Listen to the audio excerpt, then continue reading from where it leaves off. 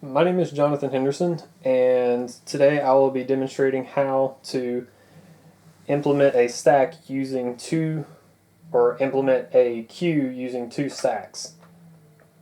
And just to give a brief rundown, a stack is a last in, first out type of data structure, which would mean that the last thing that is put in would be the first thing that is taken out.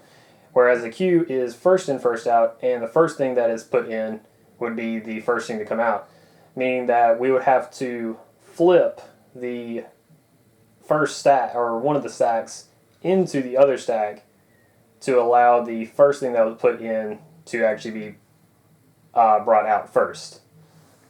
So the first thing we would need to do is to set up two stacks, and I will be representing those two stacks using these two coasters right here. And right now they are empty. They're just blank stacks with nothing in them.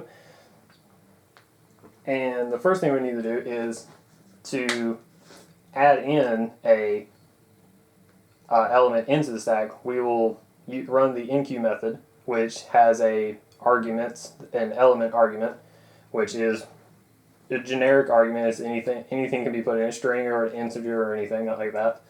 And what that will do is simply run stack2 dot add and it'll add the elements. Since stack is part of the stack interface, it will allow use of add and other methods from that interface, which will then allow the queue interface that we have set up to actually function like a queue. So we're just going to enqueue a couple of elements into stack 2. Just 1, 2, 3. Just enqueue a few elements. Now, when we run the dequeue method, what it will do is we will check to see if stack 1 is empty. It currently is. We will then run a while loop to check if stack 2 is empty. Until it is empty, it will pop the elements out of stack 2 and push them into stack 1. And then after that, it will pop one element out of stack 1 and return that element. So the while loop will pop 1, pop 2, pop 3. Now stack 2 is empty, so now it will pop one more out of stack 2, or stack 1 I mean. And now stack 1 is left with 2 elements in it, stack 2 has no elements in it.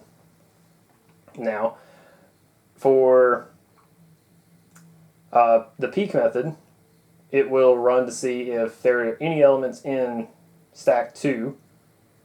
It will, or if stack 1 is empty, which currently is not, it will actually just return one element. It won't pop it out, it'll just show it. It'll just show what's the first element that's in the queue, which is this. And that is it for the peek method. The size method would actually just take the sizes of stack 1 and stack 2 and add them, which would give the size of the queue.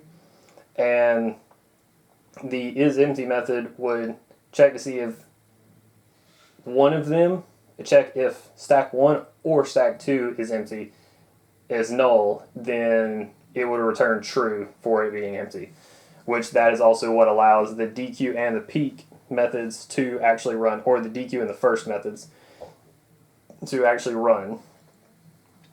So that is how a queue can run using two separate stacks. And my name is Jonathan Henderson, and that is the end of this video.